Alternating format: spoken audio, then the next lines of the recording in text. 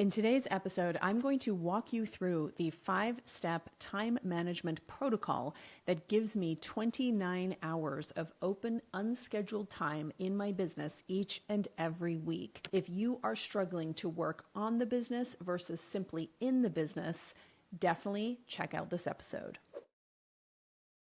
Hey, and welcome back to the Women-Owned Podcast. Eleanor Beaton here. I'm so pumped that you are here with me. I'm recording this in early August, and for myself, every time August comes around, I always think about this concept of capacity and what it means to have capacity.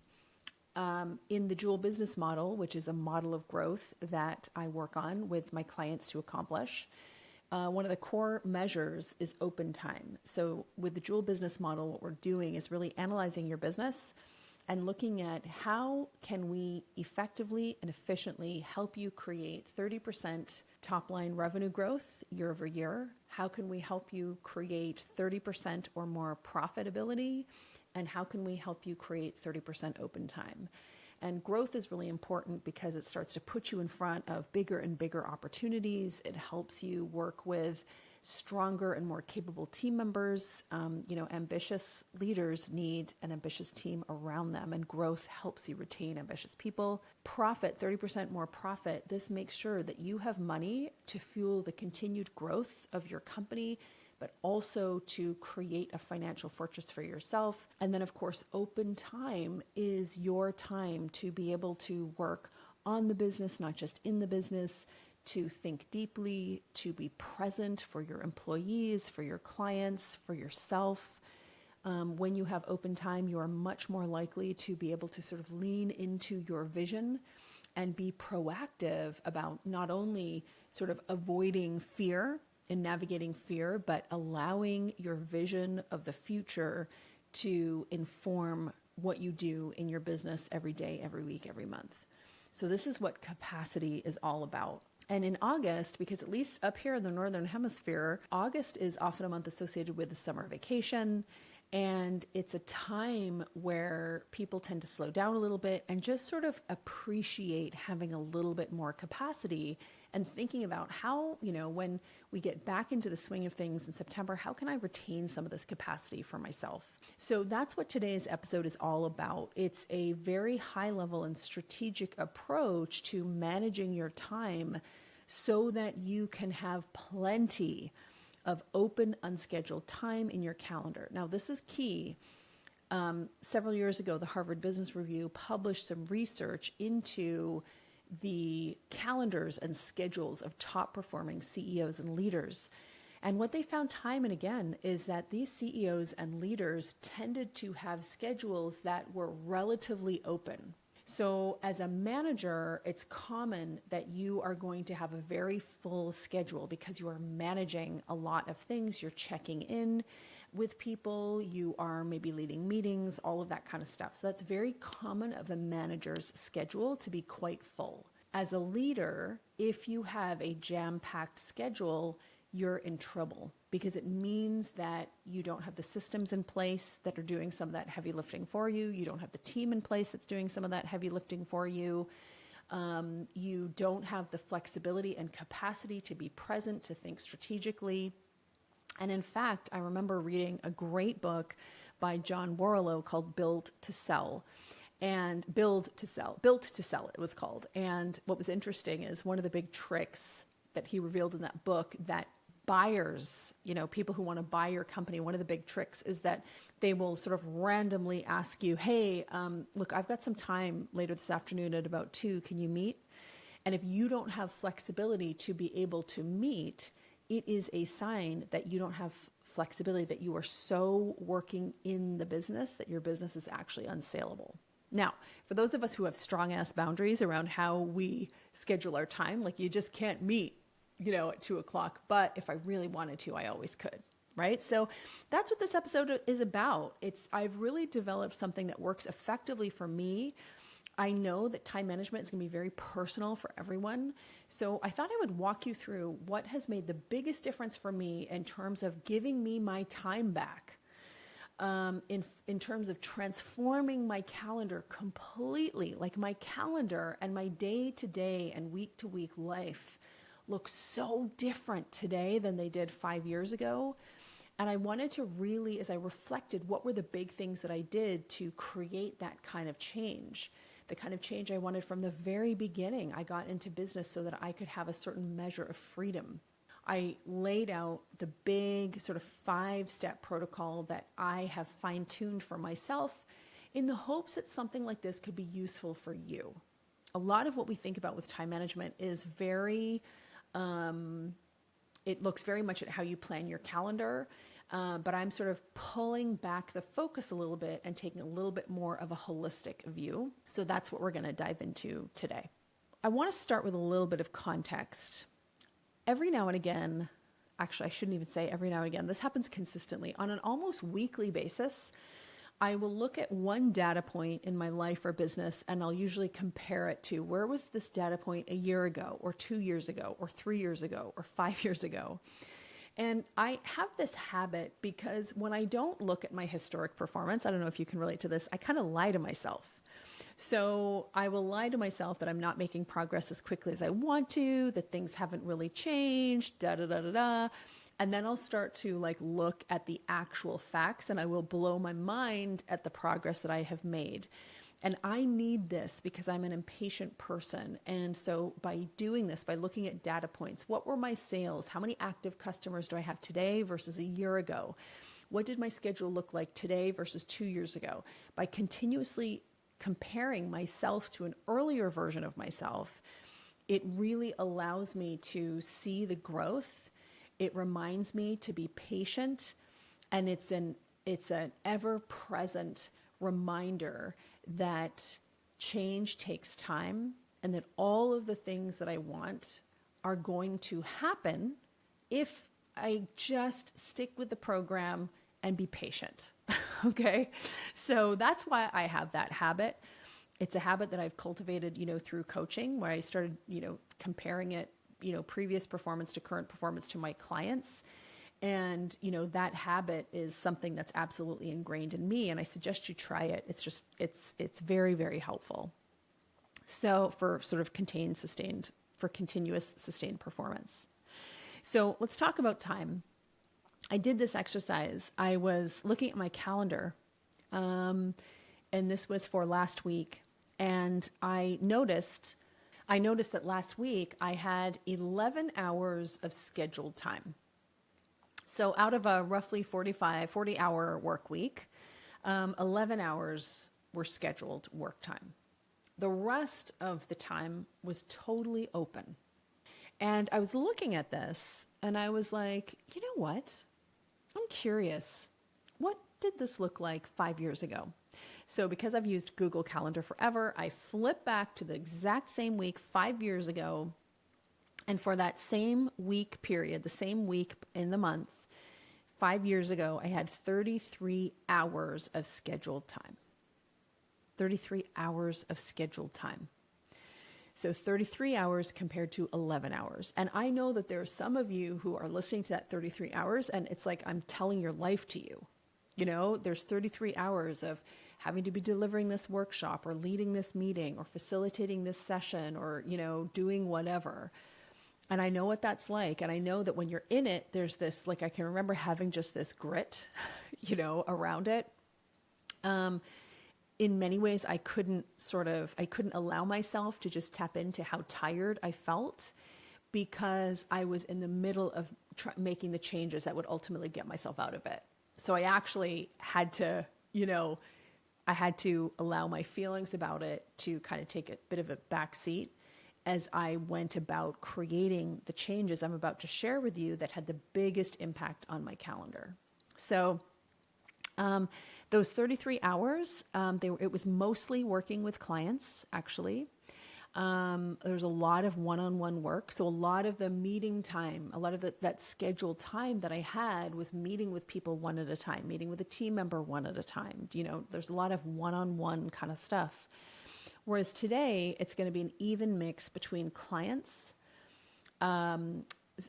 collaboration or opportunity where it's more leveraged. I'm either speaking to a group of people, I'm doing a collaboration that allows me to tap into bigger audiences, or I am meeting one-on-one, not just with one potential prospective client, but with an organization who can, where we could potentially do a brand deal or a corporate partnership or something like that. And then the other part of that is meeting with team members. Okay, so that's kind of where those 11 hours are. They're delivery, they're sort of connected to delivery of what I sell. And that's sort of evenly mixed between delivery of what I sell, collaborations, or sort of, brand building or visibility opportunities, and then team.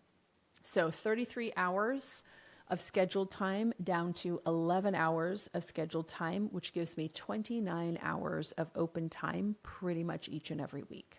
This is completely transforming, in that it allows me to think more strategically about what's happening.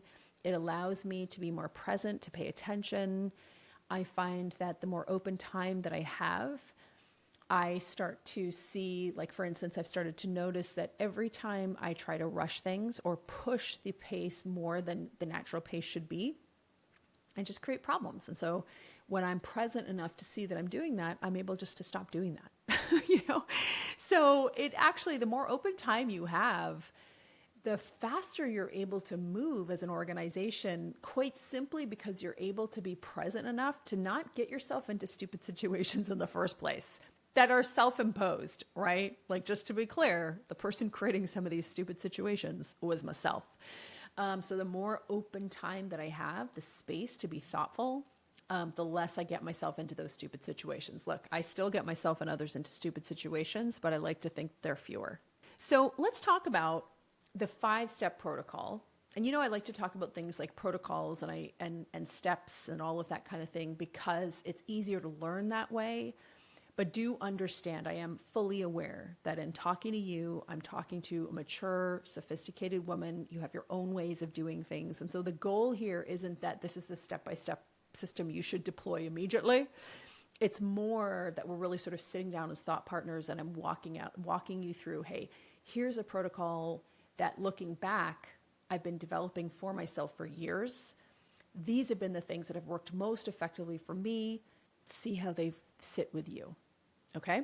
I want to talk through, actually, before I get there, before, in an earlier iteration of my consulting business, I did a lot. I trained hundreds and hundreds, probably close to thousands of people through, I was like a corporate trainer. And we would always do time management.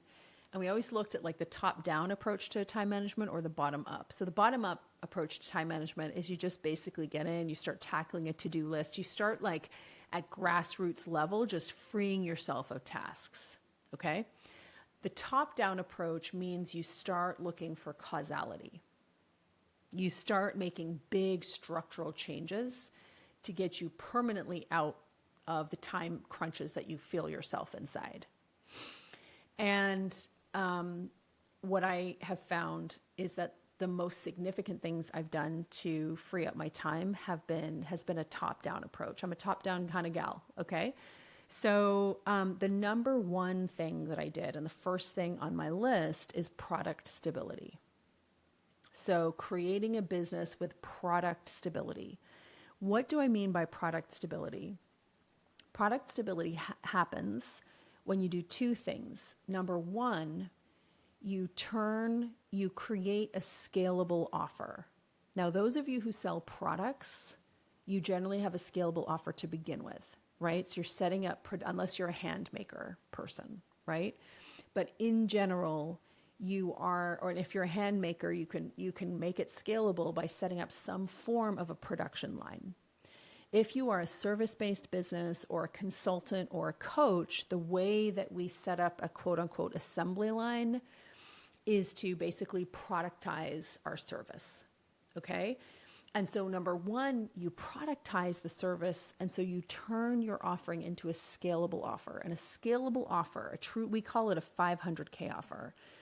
And a truly scalable 500K offer is an offer where it takes you as much time to deliver on $50,000 in sales as it does $500,000 in sales, right? So this is really getting out of one-to-one. This is where, if you're doing a lot of bespoke one-to-one, you've either got to create like a scalable offer, which is some form of a group program, or you need to systematize your service to the extent that other people can deliver it consistently for you. Those are basically the two choices that you have. So when we talk about product stability, yes, we're talking about a scalable offer. And a scalable offer can either be a service where it is so well orchestrated that it can be delivered by others, not by you. So in that case, your scalable offer is coming through the labor of other people.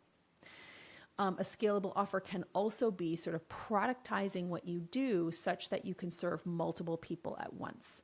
And that's where we get into things like group programs or courses, or products like templates and tools, that kind of thing. Those would all be examples of scalable offers. So you're going to create some form of a scalable offer.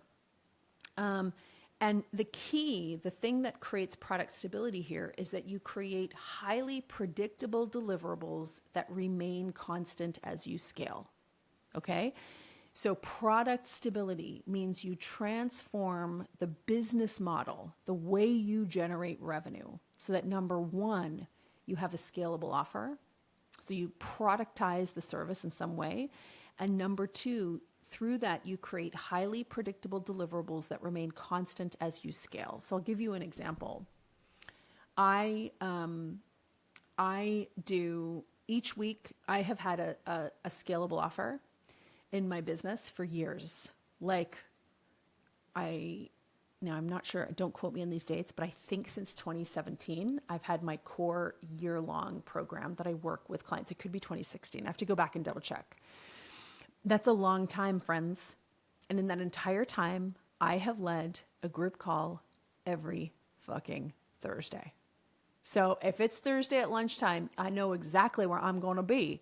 I'm going to be leading that call. I'm going to be showing up for my clients. I'm going to be teaching and coaching and facilitating. I'm going to pour myself into that glimmer 90 minutes, right? And so that's very stable. It's extremely stable. That does not change. It just is.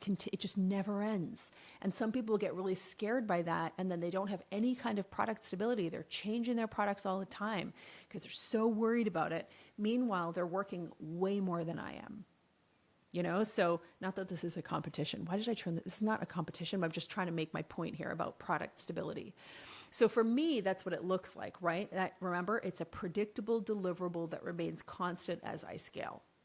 So that 90 minutes is constant. It stays intact. That is just there. That's not changing no matter how many people are in the program. Now, for others, I have other clients, like half our clients don't have any kind of group program, right? They're classic service providers. And so in that case, what it looks like for them is they don't have like office hours with their clients. They have like office hours with their team. So they have consistent times where they are doing consistent types of support of their team. Okay, so that becomes the predictable deliverable. So product stability is very important. If you have an unscalable model, the most important thing to do for your capacity is to fix that. And again, we do this all the time. So sometimes the person does want to do some form of a group program, but a lot of times that's not actually necessary. What's much more practical is to continue with the service delivery, but to really analyze how can we ensure that this can be done to a high standard by other people. So we're productizing the service delivery in other ways. Okay, so that's thing number one, product stability. And that is by far the single most important thing I have ever done to create the level of open, unscheduled time that I have in my calendar right now. Is it the place that I would say you should go first? I would, and again, this show is all about women scaling from 200K to 2 million plus. Just 5.2% of all women entrepreneurs do over 200K. If you are in that elite group, I really honestly feel that you're beyond the part of the place of like one size fits all strategy. For some of you, you may actually need to do a bottoms up approach, really focus on how we can get you back some time to be able to even have time to productize your service, if you hear what I'm saying. So, but that has been number one, right? We've got to get there. If you want to get your time back, we have to find a way to productize your service and create some form of a scalable offer. Okay. So that's thing number one. Step number two in this protocol has been to the prioritization and disciplined completion of my $10,000 per hour tasks. I'm going to say that again. It's a mouthful. The prioritization and disciplined completion of my $10,000 per hour tasks. So we have a really good resource. If you go to the show notes of this podcast episode, I'll give you a link where you can sign up to get it. It's called the 10K per hour checklist. And inside any small business, for any CEO who's running a service-based business and scaling up a service-based business, but also this is very highly applicable for product businesses too. As the leader of the company, your time and your personal capacity is usually one of the biggest bottlenecks the company has. And so your ability to spend your time on activities and tasks that truly drive the needle for your business is absolutely critical. And so what are those tasks? So I always knew what those tasks were, but sometimes I struggled. So I knew what the tasks were. Sometimes I struggled to prioritize them and complete them in a disciplined way, especially as my company grew. I was dealing with more people, both externally in terms of clients, internally in terms of team. I just didn't have those skills. I didn't have that next level time management. So a couple of things here. So number one, you absolutely need to know what you should no longer be doing. You also need to know where your time is very well spent. And even when you've refined and you just have these short list of things that you and only you should be working on, typically even then you are going to need to prioritize. So that's what I really learned how to do. And I need to give a shout out to Megan Sumrell. You'll be hearing from her on this podcast. She's a time management expert, and she has a great, very simple, very accessible program on time management for women. Time management and prioritization. And so some of her thinking has really informed how I look at this. But in particular, so I always knew what my 10K per hour tasks were. But what she really added is this concept of checklists and a backlog, right? And so for your role to be successful, there's going to be things that you need to do pretty much on a daily, weekly, or monthly basis, or even annual basis, right? But there's stuff that's going to happen fairly consistently, daily, weekly, monthly. And so if that's consistent, if it's predictable, if these things need to happen every day, every week, every month, those need to go into a checklist, right? And so even that alone, the creation of checklists for me has been really critical. And those, they get, I'm going to prioritize making sure that there's time in my calendar for those things. And then there's a backlog, and a backlog is like where I start to just put all the stuff I need to do. And some of the stuff is like big. Could be like write a book or develop my keynote. And some of it could be small. Delegate to my executive assistant to book some aesthetics appointments for the next 6 months, so I don't have eyebrow emergencies, which seem to hit me every 8 weeks when I realize, wow, I'm 2 weeks past when I should have dealt with my eyebrows already. I don't know if you can relate, but those of us with eyebrows, big eyebrows, we know what an eyebrow emergency is. We know it. We've lived it. And you know what? That's called a lack of planning, right? So you're doing it to yourself, queen. You're doing it to yourself. Anyway, I digress. So that could be on the backlog. Hey, I need to deal with my eyebrow emergency once and for all. I'm going to delegate to my executive assistant to get 6 months of eyebrow appointments in my calendar and booked, and a reminder to themselves that next 6 months they need to do it all over again, because we don't need bad eyebrows happening to good people. So this is one example, personal, maybe hitting a little close to home. That's the idea. You've got checklists and a backlog. And so then in the backlog, what I'm doing once a week, I'm sitting down and I'm taking a look at my week, and I'm just setting aside time for the stuff that's happening, to complete the stuff that's on my checklists consistently. And I'm also taking a look then at how much time I actually have to move forward some of these backlog projects. And then once I do that, once I, complete the time for the backlog, once I've completed my checklist projects, I figure out, okay, you know what, when I look at this, I've got like a good 3 to 4 hours left. I could make really good progress on developing my signature keynote topic. So that's what I'm going to focus on this week. So I think that that's sort of the second part. So we've got product stability to start. The next part is to really learn, number one, to identify and prioritize your $10,000 per hour tasks. And then the second part is that you have a system to complete those things in a disciplined way. So that's kind of been the second thing. And that's really key. All right. The third part for me has been setting boundaries. And my boundaries just keep getting tougher and tougher. Like, I have been working from a home office for a long time. And I can remember back in the day, this is like 20 years ago, when people would be like, oh my gosh, don't you feel like tempted to do the dishes or to clean up when you're working at home? That's what I would worry about. And the reality is, yeah, and very initially, sometimes I found it hard to get to work if my house was a bit of a mess. But then I started to develop boundaries, and it was this internal boundary. Like, when it was 9:00, I was not available for housework.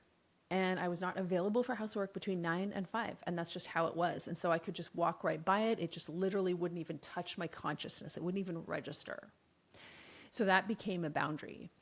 And the same has been true in terms of guarding my time. So again, I truly see my time and ability to be present is of critical importance to my well-being, to, the health of my company, to being able to show up as the leader my team deserves, to being able to be present for my family, just time and presence, right? And so as you grow, and as you start to impact more people, there are more people who want some of that time. And so you need to start to develop really strong boundaries so that you can protect your ability to be present for yourself and others. So I want to give you an example. Like, I'm fairly hardcore, so we just onboarded a great executive assistant, and part of her onboarding, I showed her, this is what my ideal calendar looks like. I have no meetings on Mondays and Tuesdays whatsoever for any circumstances. Do not come to me unless it's like a level 5 meeting, And so she doesn't. And then I say, these are the days. Wednesdays are really focused around sales and speaking and collaborations. Thursday is a day for clients. And Friday is sort of a crossover day where it's going to be a little bit of clients and a little bit of sales. And that's like the cadence of my week. And then through that, like, I even have, it's to the point where, when I am so specific with my time that when I schedule time with people, like with clients, let's say, I have scheduled that, I have prepared for it. If they reschedule, my time is so, well portioned out and thoughtfully portioned out that if I have to reschedule, it means I'm either bumping into time that I've set aside for other things. Well, in general, it's bumping into time that I have consciously set aside for other things, which means and there's a lot of time in my week that I've consciously set aside for other things, but it still looks like my calendar's empty. And so I used to be like, yeah, you know what? My calendar's empty. You can take a spot. Guess what? Girlfriend does not do that anymore. So we even have introduced a new protocol for myself, which is that if you schedule, this is part of service delivery. If you want to reschedule in my calendar, you can't. If you want to see me, you can't reschedule. If you need to reschedule, no problem. You can see someone else on our team, but there's no rescheduling yourself in my calendar. And it sounds so hardcore, right? But it's also so clear. It's clear, and clear is kind. And sometimes as a leader, I think you need to really ask yourself, what's important to me? What do I need to be available for and not available for? What must happen in order for me to be my best self, to show up and give whoever is in front of me the gift of presence? So I am by nature more hardcore than a lot of people, and that's totally, and less hardcore than others. But I think just sometimes when we share what we do, it's not for you to judge it. It's not offering it up for your opinion, really. It's more like, hey, here's something that I do. I'm just kind of sharing it because the more we are open and transparent about how we manage our time, the more ideas we have, and idea sharing can happen. And you get to try that on and be like, oh my God, I could never do that. Or yes, 100% implementing now. Thank you. To which I say, you're welcome. All right. So that's number 3, set boundaries. Number 4, implement a simple planning protocol. And again, this one is like straight out of Megan Summerall's work, which is why I'm pumped that she's going to be on the show. But here's what I do. Basically, every Sunday at latest early Monday morning, I take about half an hour and I plan my week. So I also plan my month, but I plan my week ahead of time every week. And the first thing that I do is I block out all of the time that I'm unavailable, right? I'm unavailable for anything related to work because I'm going boating, I'm lifting, you know what I mean? So I block out all of my unavailable time. And in that unavailable time, that's usually where I'm scheduling my workouts. It's where I'm scheduling events with friends. It's where I'm scheduling going for a walk, taking my kids someplace. So I prioritize that stuff first. Then I go in and take a look at what is already scheduled in my week. And again, because I'm so hardcore about my scheduling, I only ever have stuff scheduled on Tuesday, Wednesday, Thursday. And there are strong hardcore limitations to how much actually gets scheduled in there. Okay. So, and it's generally quite predictable. So, the scheduled time is blocked off. Then I'm able to identify what blocks of time do I have. I usually ensure that I have 3 hours in my schedule that are just open for stuff that comes up. You know, I never used to do this. I used to schedule myself fairly tightly, like moving from project to project. And I don't do that anymore. And I also make sure that I have 3 hours of time in the week that are just where I'm available to handle things that come up. And if nothing comes up, then I decide what I want to do with that time. And then I take a look and I'm going to put in my weekly checklist, like my daily weekly checklist. So I sort of schedule in time where I'm going to have the disciplined completion of things that I know need to happen on a weekly basis. And then whatever time is left over, I'll look at that and then I'll decide, okay, when I look at my backlog, what are the core projects I want to get done here? So that's really, a simplified kind of weekly planning protocol. And again, go check out Megan Summerall. I think she does really good work on this. Okay. And then the 5th thing, and I was having a conversation with this today with Irene, who is our marketing and sales ops lead. And we were like, I think everybody needs to know this. So one of my frustrations when I think about like modern leadership and modern management, there's so much stupid stuff. People are either drowning in data. Everybody's like overwhelmed and unengaged and all of this kind of stuff. And then you start trying to fix it. And it's like, well, what are people actually supposed to be doing? You know, like do people actually know what they're supposed to do to be successful? You know, like, yes, work is complex, but what do you need to do to win? People love to win. You know, like people love to win.